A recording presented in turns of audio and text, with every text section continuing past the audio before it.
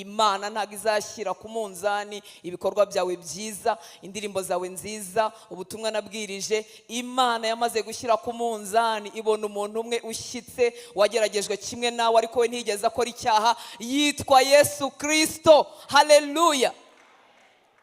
Isi itanze umudendezo ko umuntu yakwizera icyo ashaka, akemera icyo ashaka, ndetse n'iyo umubwiye ko inzira ari imwe, ntabwo ibyo bintu ngo biba ari ukwambura abantu uburenganzira bwabo. Ariko Yesu yarahagaze arabihamya, mu isi itamwemera, muri bene wabo batamwera, aravuga ngo ni njye nzira. Ntabwo yigeze avuga ngo ndi imwe muri nyinshi, yaravuze ngo ni njye nzira n'ukuri n'ubugingo, ntawe ujya kwa Data ntamujyanyeyo. Haleluya. Imana umuremyi w'ijuru n'isi rero yamaze gushyira ku munzani, Imana ishimwe cyane, ibona Yesu ashyitse atarigeze akora icyaha, hanyuma natwe abamwizeye, haleluya, twumvise ubutumwa bwiza, tumenya ko